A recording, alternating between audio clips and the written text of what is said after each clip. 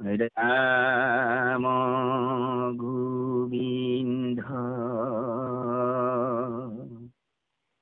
মুকুন্দ মুৰাৰী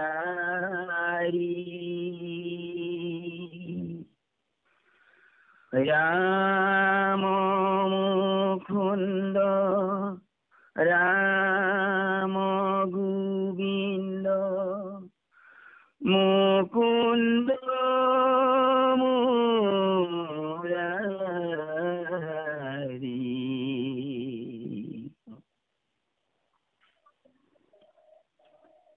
ভৈল হ্ৰদ যিটো হিতু নিৰ্মল জল দেখিয়া হবে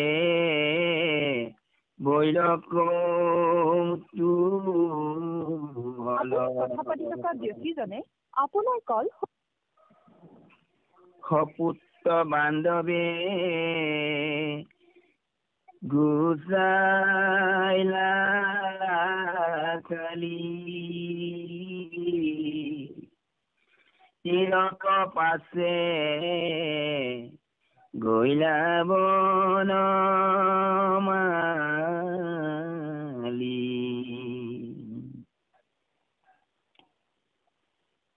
দেখিয়া যশোদা ধৰিলা গালে দেখিয়া যশোদা ধৰিলা গলে পুত্ৰ বুলি নেত্ৰৰ জ্বলে ইয়াইলা কৃষ্ণৰ হবে হৰিৰ নন্দু দৰি আহি জানিলা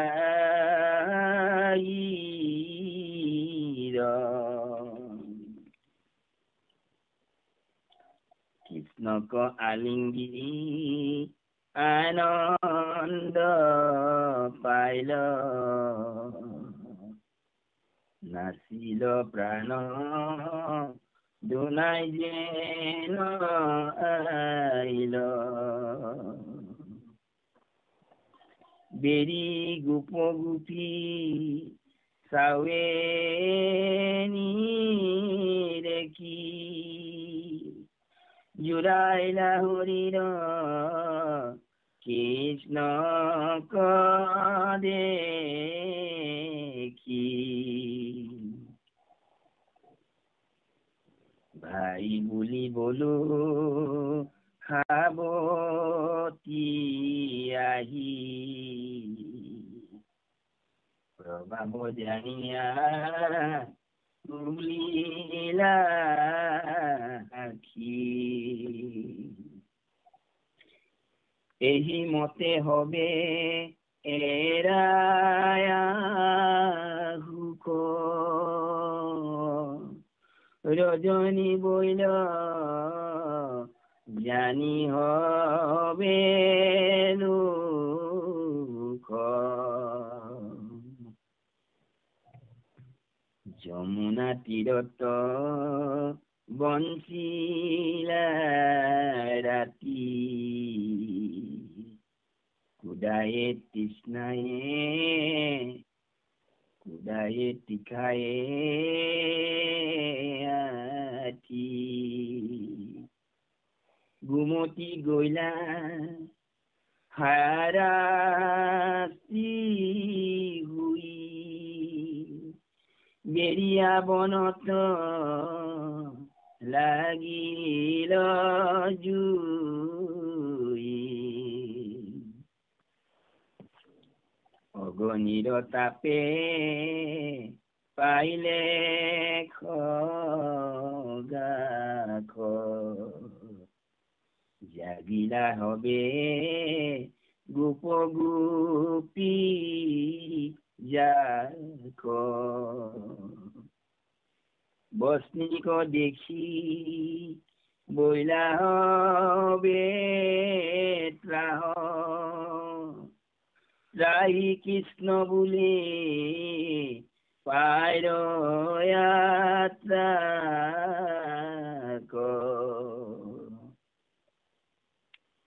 বস্মিত হবে পুরী মরু আমি প্রাণধান দিয়া জগত স্বামী তুমি বিনান নাই বান্ধব বকত জনক রাকামার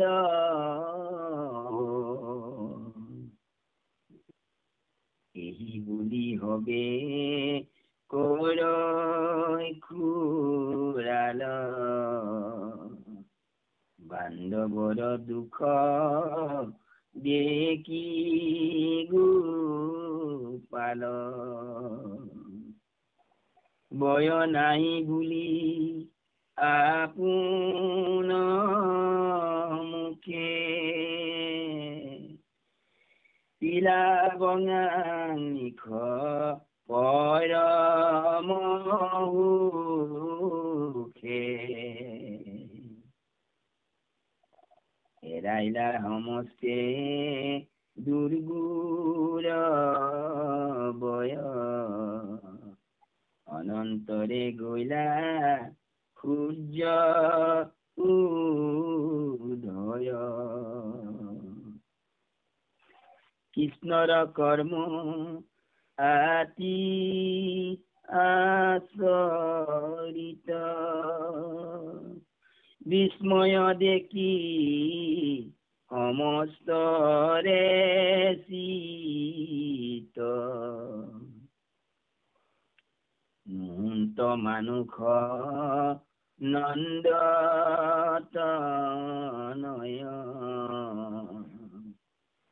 পরম পুরুষ জানি নিশ্চয় পাশে গোপ গোপী কৃষ্ণ কবিরি পুস্তক নরিল করন্তে খেরি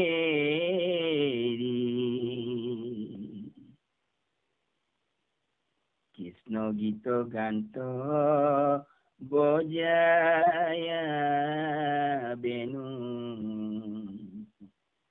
করিলে কয়াগ যতে কদেনু গোপী হবে কৃষ্ণ চরিত গাইল পরম আনন্দে ব্রজ পাইল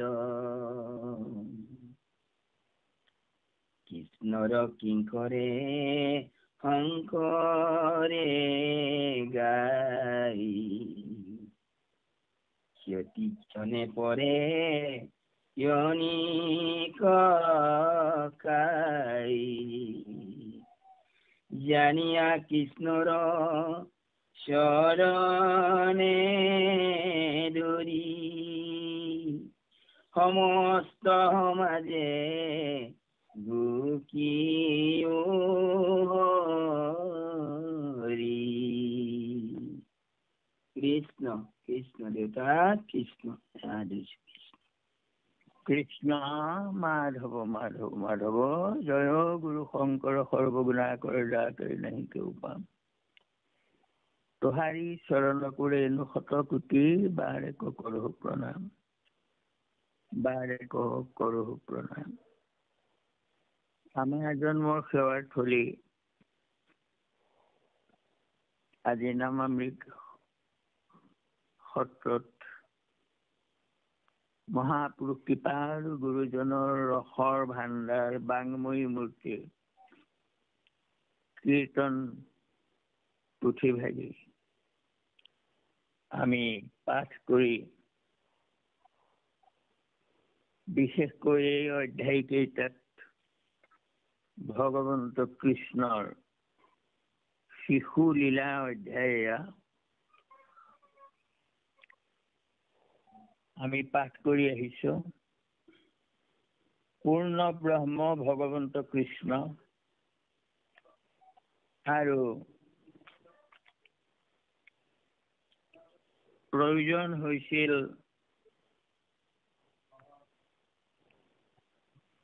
লীলা অৱতাৰ ধাৰণ কৰিবলৈ। আৰু লীলা অৱতাৰ ধৰাৰ কাৰণেই আছিলে যে সেই গুণ লীলাৰ কীৰ্তন কৰি সমস্ত মানৱকুল নিজৰ পৰিচয় বুজি পায়, সকলোৱে যে ঈশ্বৰৰ অংশ বুজি পায়, আমি যৰ পৰা আহিছিলো তলৈ গতি কৰাৰ উপায়, গতি দৈশ্য অলৌকিকী, সেই উদ্দেশ্য লৈয়ে পৰম দুৰ্বোধ আত্মা তত্ত্ব অৰ্থাৎ নিৰ্গুণ নিৰাকাৰ ব্ৰহ্ম ধ্যানৰ অতীত, সেইকাৰণে সেই জ্ঞানটোকে সহজে উপলব্ধি কৰিবলৈ কৃষ্ণ অৱতাৰ। আৰু সেই অৱতাৰত তেওঁৰ ঐশ্বৰিক লীলা এনে সামান্য মানুহৰ লীলা নহয়। যদিও নৰৰূপ ধাৰণ কৰিছে, সেইজন কৃষ্ণকেই আমি ভজি বৈকুণ্ঠলৈ যাব লাগিব। গতিকে ঈশ্বৰৰ শিশু বৰ নাই, অৰ্থাৎ আত্মাৰ ল'ৰা বুঢ়া নাই, একেই।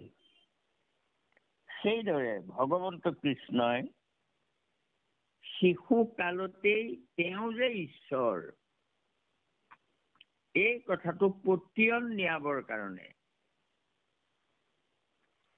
আৰু ভকতক যে সদায় তেওঁ ৰক্ষা কৰি থাকে, তেওঁৰ ভকতসকলক তেওঁ বুজি ভাল পায়, তেওঁলোককো ভগৱন্তই ভাল পায়, এই কথাষাৰ প্ৰথমে বাল্যকালতেই লীলা কৰি প্ৰমাণ কৰি দিলে যে তেওঁ ভগৱন্ত পূৰ্ণ কৃষ্ণ অৱতাৰ আৰু নিৰ্গুণ পৰম ব্ৰহ্মৰ সগুণ সাকাৰ ৰূপ। এই কথাটো দৃঢ় কৰিবৰ কাৰণে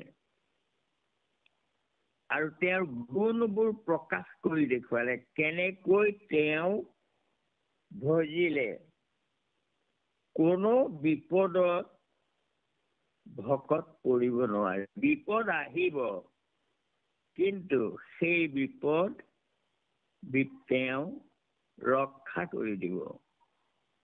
সেইকাৰণে কুন্তীয়ে কৈছিলে, সেই আপদ আমাৰ অভিমত, তোমাকো দেখিতে পাওঁ যিটো আপদত।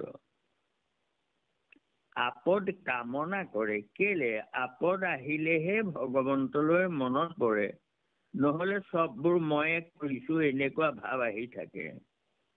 যেতিয়া আপদ আহি পৰে, আমাৰ হাতৰ ভিতৰত নাথাকে, আমাৰ শক্তিৰ আওতাৰ ভিতৰত নাথাকে, যিবোৰ তাৰমানে আপদ উদ্ধাৰ হোৱাৰ, সেই আপদবোৰৰ সময়তে ভগৱন্তই আমাক কেনেকৈ ৰক্ষা কৰি দিয়ে, উপায় দি দিয়ে, এই কথাবোৰ প্ৰমাণ কৰিবৰ কাৰণে ভগৱন্তই এই কৃষ্ণদেৱে এই শিশুলীলা আৰম্ভ কৰিছিলে। কালিক দমিলে আৰু তাৰপিছত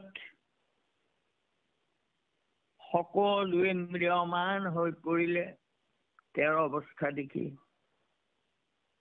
সকলোৱে চিন্তা কৰিলে যে কৃষ্ণ আকৌ আহক আমাৰ মাজলৈ, সকলো আঁতৰ হওক। সকলোৱে কান্দি কাটি হাইৰাণ হল। ভকতৰ দুখ দেখি ভগৱন্ত কৃষ্ণই আকৌ তেওঁ লীলা আৰম্ভ কৰি দিলে। তোমালোকে সংশয় নকৰিবা, মোক কোনেও একো কৰিব নোৱাৰে, মই ঈশ্বৰ। এই কথা প্ৰমাণ কৰিবৰ কাৰণে এয়া আজি শেষ হব এইখিনি, অৰ্থাৎ এই শিশু লীলাৰ এই খণ্ড সমাপ্ত হব। শিশু লীলাৰ ৰাম গোবিন্দ মুকুন্দ মুৰাৰী, এয়া প্ৰভু ভগৱন্তৰ নাম। অহৰহ ৰাম গোবিন্দ মুকুন্দ মুৰাৰী, ৰাম গোবিন্দ মুকুন্দ মুৰাৰী, ৰাম গোবিন্দ মুকুন্দ মুৰাৰী ঘোষি থাকিব। ভৈল হ্ৰদ সিটো নিৰ্মল জল, দেখিয়া সবে ভৈল কুতুহল। এই যে বিষাক্ত পানী খাই গোৰক্ষ আৰু দামৰী সকলো মৰি গৈছিলে, কৃষ্ণই কালিক দমন কৰাৰ লগে লগে আৰু ভগৱন্তৰ পদস্পৰ্শ পোৱাৰ লগে লগে, ভগৱন্তই তাত সাঁতুৰি নাদৰি দিয়াৰ লগে লগে সমস্ত বিষাক্ত বস্তু তাৰ পৰা নাইকিয়া হৈ গল। বিষু নাইকিয়া হৈ গল। আৰু দেখিয়া সবে ভৈল কুতুহল। আচৰিত, জলখিনি ইমান নিৰ্মল হৈ গল কৃষ্ণই সাঁতুৰি নাদৰি দিয়াৰ পিছতে। কালিক তাৰ পৰা পঠাই দিলে, গুচি গল। আৰু কৃষ্ণ সুস্থ শৰীৰে হাঁহি হাঁহি উঠি আহিলে। আৰু সপুত্ৰ বান্ধৱী খেদায়া কালি, তিয়ক পাছে গৈলা বনমালী। তাতেই কালিক তাৰ স্থান দেখুৱাই দিলে যে তই ইয়াত আৰু নাথাকিবি, ৰমন দ্বীপলৈ গুচি যা। আৰু গুচি গল। আৰু কালিয়ে গৰুডৰ ভয়ত যে তাত লুকাই আছিলে এই কথা কলে। আৰু ভগৱন্তই নিৰ্ভয় দিলে যে মোৰ পদচিহ্ন তোৰ শিৰত পৰিল, গতিকে তোক আৰু গৰুডই তেতিয়া মুকলিমূৰীয়াকৈ ফুৰিব পাৰিবি, তোক অপকাৰ নকৰে গৰুডই, তোক নমস্কাৰহে কৰিব। এইদৰে কালিক পঠাই দিলে তেওঁৰ পত্নীসকলৰ স্তুতিত সন্তুষ্ট হৈ। আৰু তাৰপিছত তীৰলৈ উঠি আহিলে। দেখিয়া যশোদা ধৰিলা গলে, পুত্ৰ পুত্ৰ বুলি নেত্ৰ জ্বলে। আৰু গলাত বান্ধি যশোদাই পুত্ৰ পুত্ৰ বুলি শিৰত তিয়াইলা কৃষ্ণৰ সবে শৰীৰ। নেত্ৰৰ চকুৰ পানীৰে কৃষ্ণক তিয়াই দিলে। নন্দ আশী ধৰি আশী ঘানিলা শিৰত। নন্দও দৌৰি আহিছে, আহি ঘন ঘনকৈ শিৰত অৰ্থাৎ শুঙিছে। কৃষ্ণক আলিংগি আনন্দ পাইল, নাচিল প্ৰাণ দুনাই যেন আইল। প্ৰাণটো যেন ওলাই গৈছিলে আৰু দুনাই যেন আকৌ আহিলে প্ৰাণ। চৈতন্য চেতনা শক্তি যেন আকৌ ঘূৰি আহিলে। কৃষ্ণই যেন প্ৰাণ আছিলে আমাৰ। গতিকে প্ৰাণ ওলাই যোৱাৰ সমান দুখ পাইছিলে। কৃষ্ণক দুনাই পাই যে দুনাই জিলো, এই ভাৱ আহিলে। বেহি গোপ গোপী চাৱৈ নিৰেখি জোৰাইল শৰীৰ কৃষ্ণক দেখি। সকলো গোপীয়ে বেৰি ধৰি জুমা জুমিকৈ সকলোৱে চাইছে আৰু সেই দৃষ্টিয়ে চোৱাৰ লগে লগে তেওঁলোকৰ সমস্ত দুখ পাপ সকলো নষ্ট হৈ গৈছে।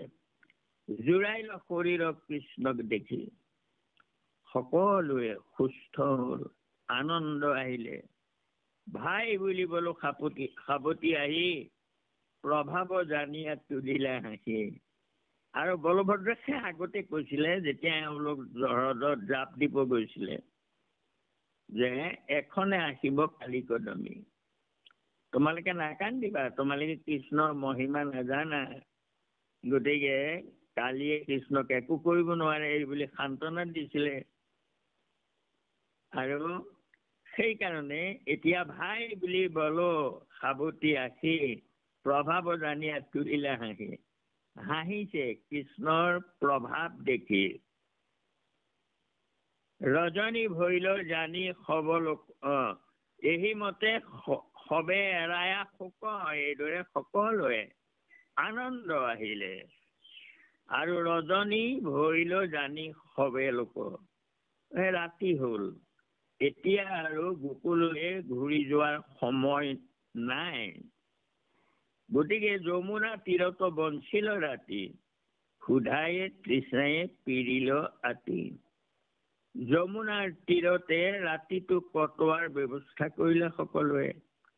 ক্ষুধা তৃষ্ণাত পীড়িত হ'ল, ঘুমতি গৈ হাৰাশাস্তি হৈ, বেৰিয়া বনত লাগিল জুই।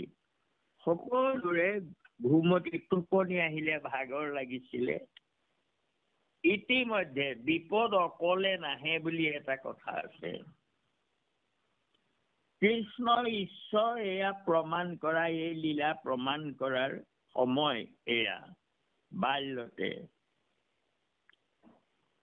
হঠাৎ টোপনি গৈ থাকোতে চাৰিওফালে বনজুয়ে বেৰি ধৰিলে। অগণিৰ তাপ লাগিলে পাইলে গাক। জুই তাপে আহি গাত লাগিলে তাপ। জাগিল সবে গোপ গোপী জাক। সকলো গোপ গোপী সাৰ পালে তাপ লগাৰ কাৰণে। বহনিক দেখি সবে ভৰিল ত্ৰাস, ত্ৰাহি কৃষ্ণ বুলি পাৰে এটা। জুয়ে বেৰি ধৰিলে, কেনি যাব, কি কৰিব, উপায় নাই। একমাত্ৰ ত্ৰাণ কৰ্তা ভগৱন্ত কৃষ্ণ। সুদৃঢ় বিশ্বাস তেওঁলোকৰ, কৃষ্ণইহে আমাক ৰক্ষা কৰিব পাৰিব। সেই আতাস পাৰিলে আমাক ৰক্ষা কৰা, আমাক ৰক্ষা কৰা। আমিও যিমানেই বিপদ নহওক লাগে, সেই বিপদৰ সময়ত যদি নিজকে তেওঁক সমৰ্পণ কৰি দিওঁ, চকু দুটা মুদি, সেই বিপদৰ পৰা আমি ক'ব নোৱাৰাকৈয়ে উদ্ধাৰ হৈ গুচি যাম। কৃষ্ণ বহনিত সবে পুৰি মৰো আমি, প্ৰাণ দান দিয়া জগত স্বামী। তুমি বিনে আন নাহি বান্ধৱ, ভকত জনক ৰাখা মাধৱ। এয়া সংসাৰ বনত আমিও দহি আছো, দহি পাইছো। আমাৰ তিনি তাপে হৈ সন্তাপিত। সেই তিনি তাপ, সেয়ে অগ্নিৰ দৰে। তিনি তাপত সকলো সন্তাপিত হৈ আছো। দেখুৱাই দিলে শিশুকালতে, মই থাকিলে মোৰ ভকতক তাপে একো কৰিব নোৱাৰে।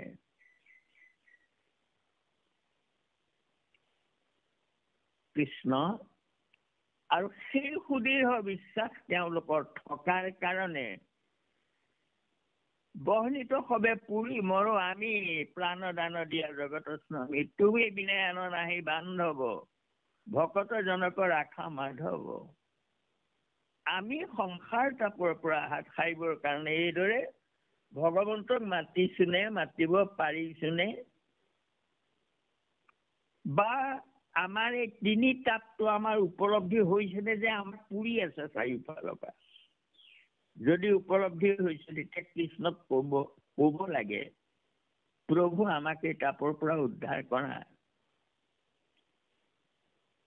এই বুলি সবে কৰ কহলাল, বান্ধৱৰ দুখ দেখি গোপাল। সেইদৰে বান্ধৱসকলে তেওঁক মাতি ভয়ত ত্ৰস্তমান হৈ তেওঁক মতাৰ কাৰণে ভগৱন্তই সহ্য কৰিব পৰা নাই ভকতৰ দুখ দেখি। ভয় নাহি বুলি আপোন মুখে পীড়া বনাগ্নিক পৰম সুখে, এয়া ঐশ্বৰিক লীলা। অগ্নি মুখেৰে পান কৰি দিব পাৰে কোনে? ভগৱন্তই। যদি তেওঁ ঈশ্বৰ নহয় এয়া কাম কৰিব পাৰিলেহেঁতেন জানো? দৃঢ়তা আনিলে গোকুলবাসীলৈ। এৰাইল সমস্ত দুৰ্গৰ ভয়, অনন্তৰে ভৰিল সূৰ্য উদয়। সকলো ভয়ৰ পৰা উদ্ধাৰ হ'ল। আৰু ইতিমধ্যে সূৰ্য উদয় হ'ল, ৰাতিপুৱা। কৃষ্ণৰ কৰ্ম আতি আচৰিত, বিস্ময় হইল সমস্তৰে চিত। সেই গোকুলবাসী যে আচৰিত হৈছে, আমিও সেইদৰে আচৰিত হব লাগে। হয়, কৰ্ম আচৰিত, এয়া মানুহৰ কৰ্ম নহয়, এওঁ ঈশ্বৰ ভগৱন্ত। এই সুদৃঢ় বিশ্বাস আহিব লাগে। শিশুকালতে এইখিনি কৰি দেখুৱাইছে। কৃষ্ণৰ কৰ্ম অতি আচৰিত, বিস্ময় হইল সমস্তৰে চিত। নহন্ত মানুষ নন্দত নাই, পৰম পুৰুষ জানা নিশ্চয়। পাছে গোপ গোপী কৃষ্ণক বেৰি, গোষ্ঠক লৰিলা ফুৰন্তে খেৰি। আৰু তাৰপিছত সকলোৱে কৃষ্ণক লগত লৈ তেওঁলোকৰ তাৰমানে গোকুললৈ গোষ্ঠলৈ ঘূৰি আহিছে। সকলো আনন্দ মনেৰে খেলি খেলি বাটত আহি থাকোতে নাচি বাগি খেলি খেলি আহিছে। আৰু কৃষ্ণ গীত গান্ত বজায়া বেনু, কৰিলে ক আগজতে ক ধেনু। কৃষ্ণৰ গীত গাইছে, বেনু বজাইছে সকলোৱে, কৰিলে ক আগজতে ক ধেনু। গাইবোৰ আগ কৰি ললে, গোপী সব কৃষ্ণ চৰিত্ৰ গাইল, পৰম আনন্দে ব্ৰজক পাইল। আৰু গোপীসকলেও কৃষ্ণৰ সেই লীলা, কিমান লীলা চকুৰ আগত দেখি থাকিলে, দেখা লীলাখিনি সকলোৱে গাই গাই আহি আছে। কৃষ্ণৰ কিংকৰে শংকৰে গায়, কেতিক্ষণে পৰৈ ক্ষণিক কায়। এয়া গুৰুবাণী, মই তোমালোকক কৈছো, কেতিক্ষণে পৰে ক্ষণিক কায়। কোন মুহূৰ্তত চুলিত আমাৰ মৃত্যু হব গম নাপাওঁ। গতিকে চুলিত ধৰিছে জমে, এতিয়াই নিব হেন মনে ভাবি তেওঁ ধৰ্ম আচৰিব।